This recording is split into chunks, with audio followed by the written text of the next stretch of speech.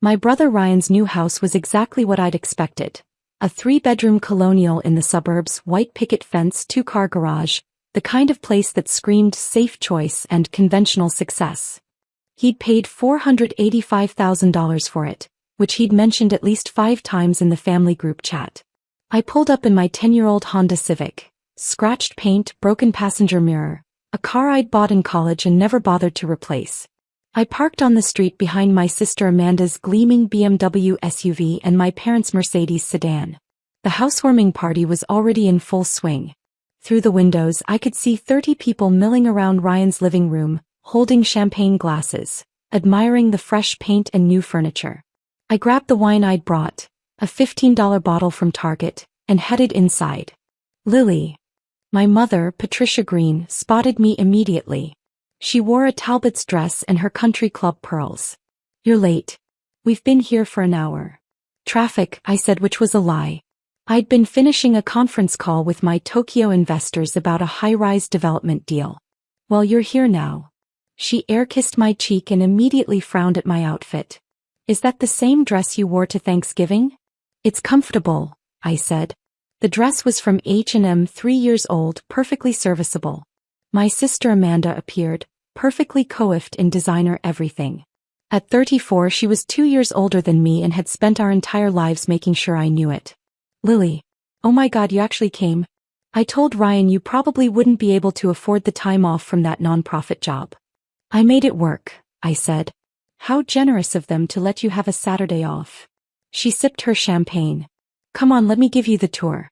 Ryan's house is gorgeous. So much nicer than, well, anything you'll ever be able to afford." I followed her through the house. It was nice, standard suburban nice.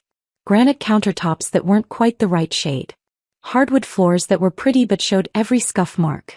A master bathroom with one of those rainfall shower heads that looked expensive but had terrible water pressure. 4 bedrooms, Amanda said proudly, as if she'd purchased the house herself. "Ryan and Jennifer are thinking about kids, so they needed the space. The 4th bedroom is a home office right now. Ryan does all his financial planning work from home. My brother worked as a financial advisor at a regional firm. He made about $120,000 a year and thought that made him wealthy." We returned to the living room where Ryan stood with our father, holding court about interest rates and market trends. Dad worked in corporate insurance and had spent my entire childhood preaching the gospel of stable careers and smart financial planning. "Lily's here," Ryan called out when he saw me. "Little sister made it out of the city." Everyone turned to look. 30 faces evaluating my old dress, my Target wine, my general appearance of not quite measuring up. "How's the apartment?" Ryan asked. "Still renting that place in. Where is it again?" "The West Side," I said. "The bad part of the West Side," Amanda corrected. "Lily, we keep telling you, you need to move. That neighborhood is dangerous." "It's fine," I said. "It's a dump," Mom said sadly. "Sweetheart, your father and I have offered multiple times to help you with a down payment on a condo. Somewhere safer. Somewhere nicer. But you're so stubborn." "Pride before sense," Dad added, shaking his head. "That's always been Lily's problem." I smiled and said nothing. I'd learned years ago that correcting them was pointless. They'd decided who I was, struggling nonprofit employee, living in a dangerous neighborhood, too proud to accept help, and nothing I said would change their minds. "How is the nonprofit job?" Jennifer asked. She was Ryan's fiancée, sweet but status conscious. "Do you work with homeless people?" "I work in housing," I said, which was true if incomplete. "That's so admirable," Jennifer said in that tone people use when they mean, "I could never lower myself to that." "It must be hard though, financially. Nonprofits don't pay well." "I manage," I said. "Barely," Amanda muttered. "Lily drives a car from 2014. She wears the same 3 dresses. She lives in a studio apartment in a bad neighborhood. But sure, she manages." "Amanda," Mom chided half-heartedly. "Be nice." "I am being nice. I'm being realistic. Lily made her choices. She wanted to work in the nonprofit sector instead of getting a real job. She wanted to help people, instead of building a career.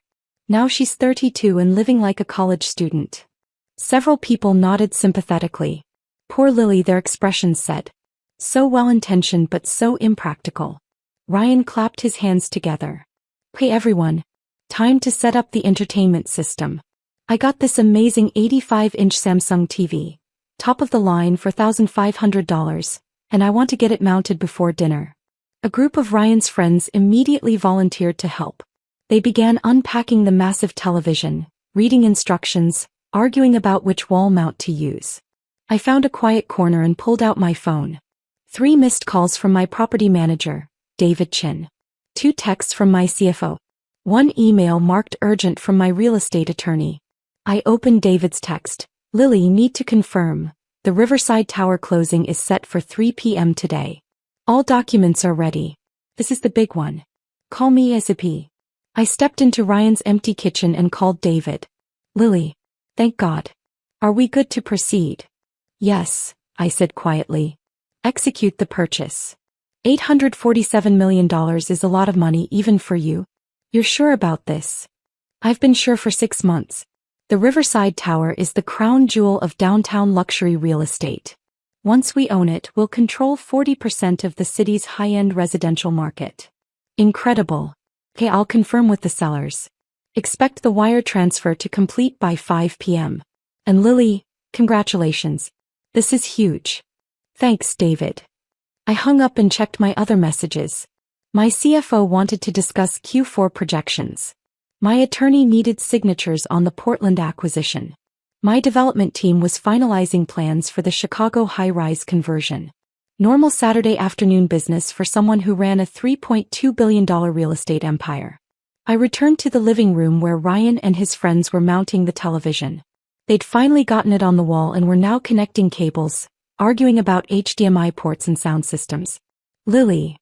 Ryan called. Come help us set up the smart features. You're good with technology, right? Sure, I said. I took the remote and navigated through the setup screens. Samsung Smart TV latest model, all the bells and whistles. When I reached the device pairing screen, I noticed it was automatically searching for nearby phones to sync. My phone was in my pocket. I should have turned off Bluetooth. I didn't. The TV found my iPhone and sent a pairing request. I accepted without thinking. Muscle memory from setting up my own smart home systems across my various properties. There, I said, handing the remote back to Ryan. All set. Awesome. Let's test it out. Ryan turned on the TV. The massive 85-inch screen lit up, showing the home screen. And then my phone buzzed in my pocket. A text from David Chin. The notification appeared on the TV screen. A banner across the top exactly like it would on my phone. Because the devices were synced. David Chin, property manager. Ms. Green, the downtown Riverside Tower sale closed. $847 million. You now own 40% of the city's luxury real estate. Congratulations on the biggest acquisition of your career. The room went silent. 30 people stared at the TV screen. The message stayed there for 10 seconds before disappearing. Ryan dropped the remote. It clattered on his new hardwood floor. What? Amanda started. What was that? I looked at the TV, then at my phone, then at my family's shocked faces.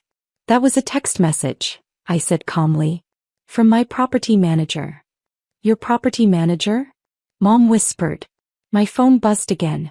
Another text from David appeared on the screen. David Chin. The wire transfer of $847 million has been confirmed. Riverside Tower is officially part of Green Property Holdings.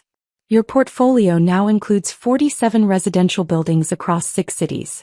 Total portfolio value, $3.2 billion. Amanda made a sound like a dying animal. Another buzz. This time from my CFO Margaret. Margaret Santos. Lily, Q4 projections look incredible.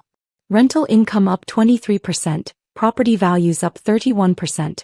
We're on track to gross $890 million this year. You're officially a billionaire 3 times over. Champagne tonight. The room remained frozen. Ryan stared at the TV like it was showing alien footage. Another text from my attorney. James Park, real estate attorney. Portland acquisition documents ready for signature.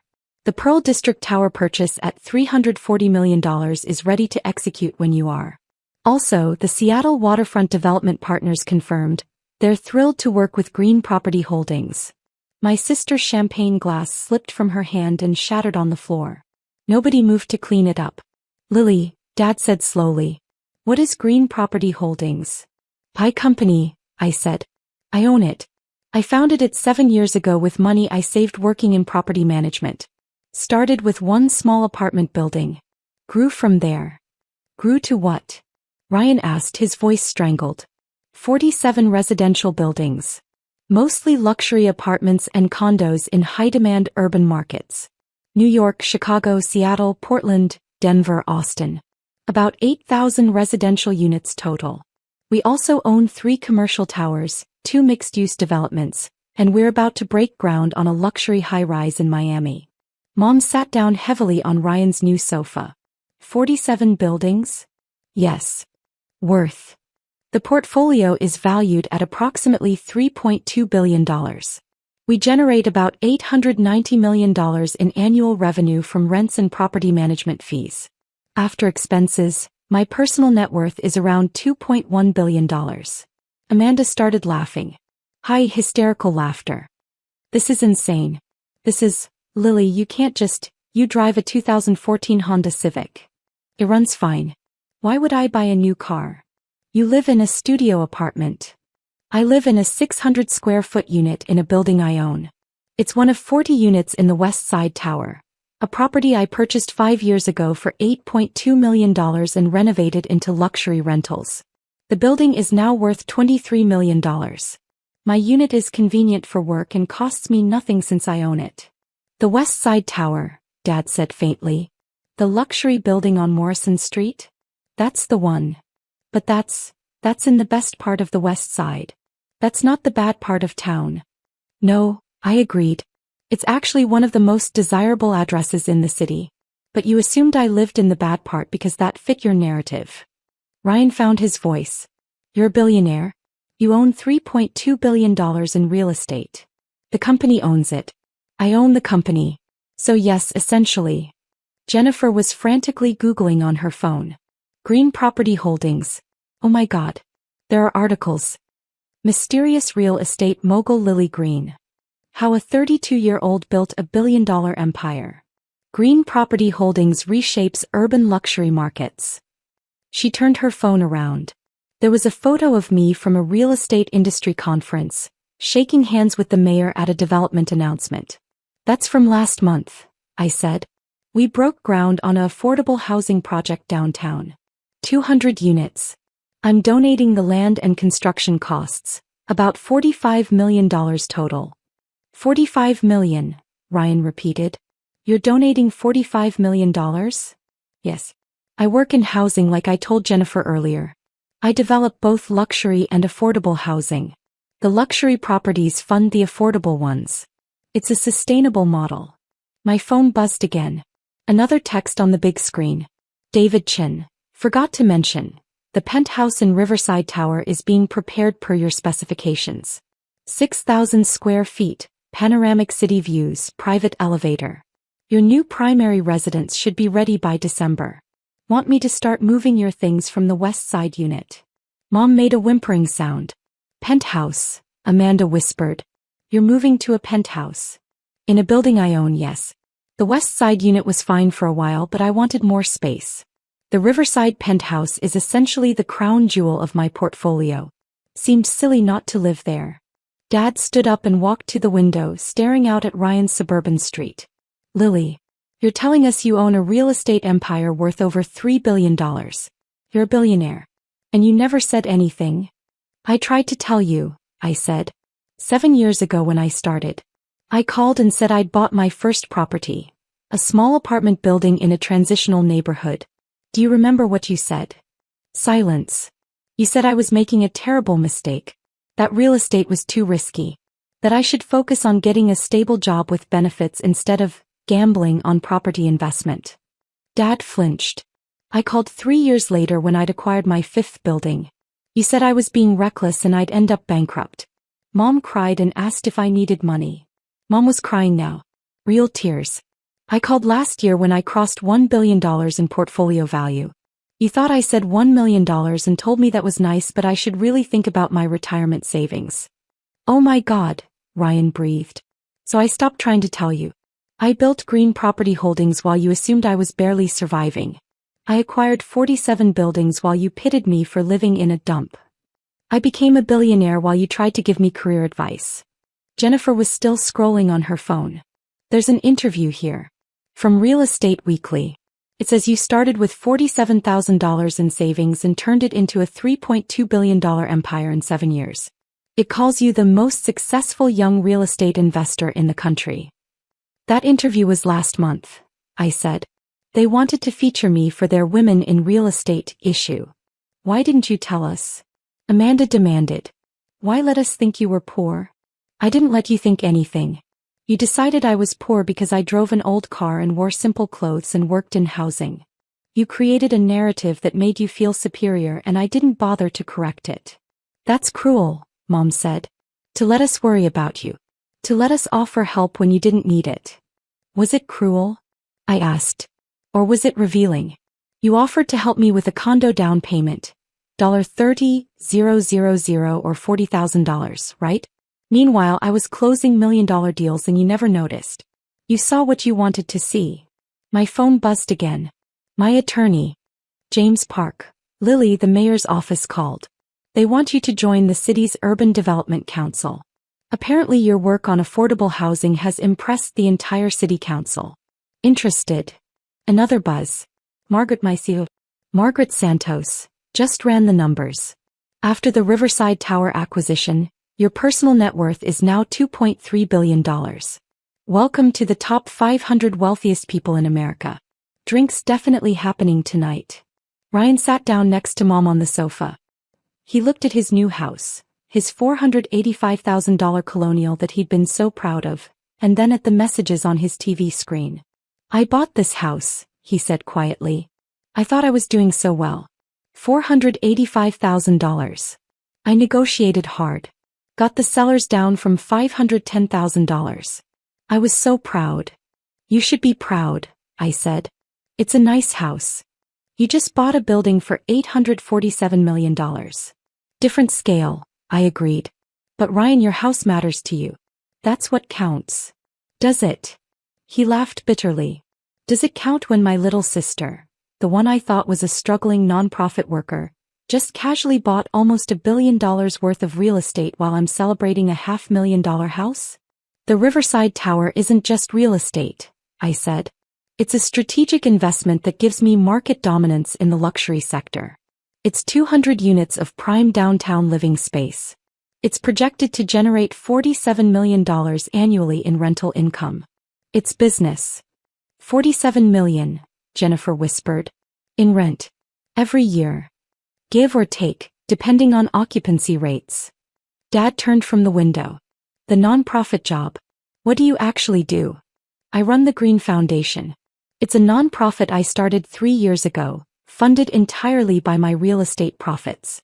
We develop affordable housing, provide grants for first-time homebuyers in underserved communities, and fund financial literacy programs. Last year we helped 500 families achieve homeownership.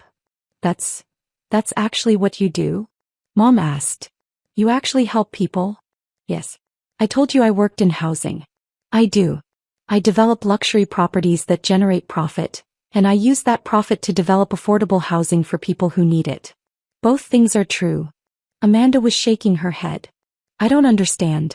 If you're so rich, why do you live like you're poor? I don't live like I'm poor. I live efficiently. I drive a car that works. I wear clothes that are comfortable. I live in a unit that's convenient. I don't need to flash wealth to feel successful. But the clothes, Mom protested. The car. The way you let us think. I let you reveal who you are, I interrupted. For 7 years, you've treated me like a failure. Made jokes about my apartment, my job, my life choices. Not once did any of you ask me if I was happy, if I was proud of my work, if I was building something meaningful. We thought, Ryan started. You thought I was less than you because I didn't have the markers of success you valued. The new car, the suburban house, the corporate job. You measured my worth by your standards and found me lacking. I picked up my purse. I should go. I have a closing to celebrate. Wait. Mom stood. Lily, please. We're sorry. We didn't know. If we'd known. If you'd known I was a billionaire, you would have treated me differently. Yes. That's exactly the problem. Can we start over? Amanda asked desperately. Can we? God, Lily, you're worth $2 billion and we've been treating you like a charity case. You've been treating me like someone whose value you couldn't see, I corrected. Money doesn't change who I am. It just reveals who you are. My phone buzzed again. David Chin. David Chin. The Riverside Tower staff wants to throw you a celebration dinner tonight. In the penthouse. They're so excited about the acquisition. Should I tell them yes? I typed back, yes. 7 p.m. I'll be there. I looked up at my family. I'm having a celebration dinner tonight. At my new penthouse. In the building I just bought for $847 million. You're welcome to come if you want. But if you do, you need to understand something. I'm not celebrating becoming rich. I became rich years ago. I'm celebrating building something that matters. Something that's changing how cities develop housing, how communities grow, how wealth can be used to create opportunity. We want to come, Ryan said immediately. We want to understand. We want to know you. The real you. The real me has been here all along, I said. You just couldn't see her. I walked to the door then paused. Ryan, nice house. Seriously. I hope you and Jennifer are very happy here. Lily, Dad called. I'm sorry. I'm so sorry I told you real estate was a bad investment. That you'd fail. That you should get a stable job. I was wrong about everything. Yes, I agreed. You were. But Dad, you taught me something valuable. You taught me that when everyone tells you you're making a mistake and you know in your gut you're right, that's when you push harder. So thank you for that. I left Ryan's suburban colonial and walked to my scratched 10-year-old Honda Civic. As I drove away, I looked in the rearview mirror at the house full of people who'd spent years underestimating me. They'd see the real me tonight. At my penthouse. In my building. They could handle it. I was Lily Green. Founder and CEO of Green Property Holdings.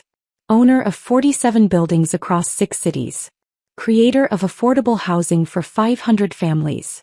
Developer of luxury residential properties worth $3.2 billion. And yes, billionaire. But more than that, I was someone who'd taken $47,000 and turned it into an empire that changed lives. I'd done it while they pitied me. While they offered to help me with down payments. While they worried about my dump apartment. And now they knew. The text message on Ryan's brand new $4,500 TV had revealed what 7 years of conversations couldn't. Sometimes the truth needs an 85-inch screen. And sometimes family needs to see your success on their new smart TV before they'll believe you built it. I drove my scratched Honda Civic toward downtown. Toward my West Side Tower. Toward my empire. Toward the celebration dinner in my new penthouse.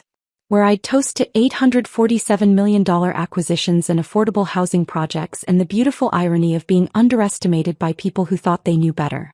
I'd built this empire without their belief. Without their support. Without them even noticing. And tonight I'd celebrate with the people who did notice. My staff, my team, the people who helped me build something extraordinary.